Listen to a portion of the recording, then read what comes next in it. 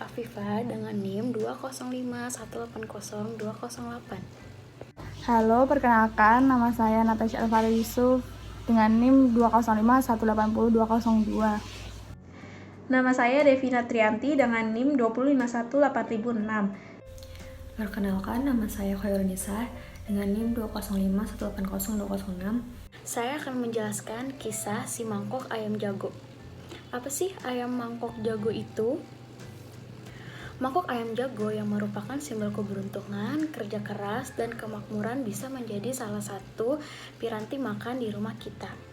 Juga sebagai benda nostalgia masa lalu saat menikmati semangkuk mie ayam atau soto di warung makan bersama keluarga kita. Kisah si ayam mangkok jago ini berasal dari negara Tiongkok. Mangkuk ini tidak hanya tenar sebagai perangkat makan sehari-hari loh, namun juga terkenal karena sering menjadi properti di film-film Tiongkok atau film-film Hong Kong karyanya Stephen Chow di tahun 90-an. Tidak hanya itu, mangkok ayam jago merupakan perangkat makanan yang wajib digunakan dalam upacara pernikahan di Tiongkok. Orang Kanton biasanya menyebutnya sebagai Jijongwan. Itu berada di wilayah Tiongkok bagian utara, Gongjiwan. Sementara mereka yang berdialek Minnan atau tinggal di Tiongkok bagian selatan memanggilnya Jijiawan.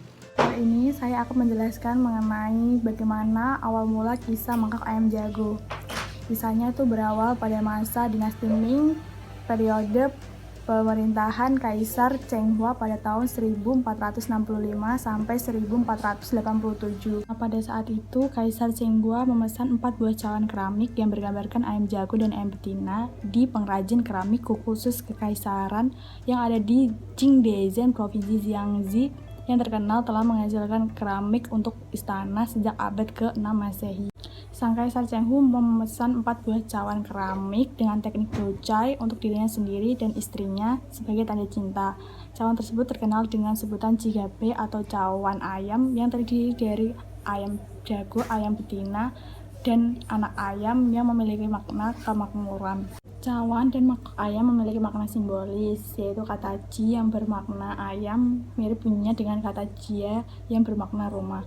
Sementara gambar tanaman peoni melambangkan kekayaan dan gambar pohon jati dengan daun lebar yang bermakna keberuntungan. Gambar ayam jago ini biasanya terdapat dalam sebuah cawan ataupun mangkok yang pada zaman dahulu disukai oleh kaisar-kaisar. Salah satunya yaitu Kaisar Wanli, Kaisar Kangxi, dan juga Kaisar Qianlong.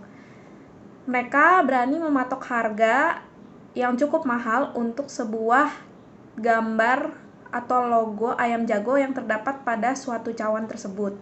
Pada masa dinasti Qing, mangkok ayam jago kemudian diproduksi secara massal. Pada umumnya, yang hanya dapat menggunakan mangkok bergambar ayam ialah masyarakat menengah ke bawah yang ada di Tiongkok.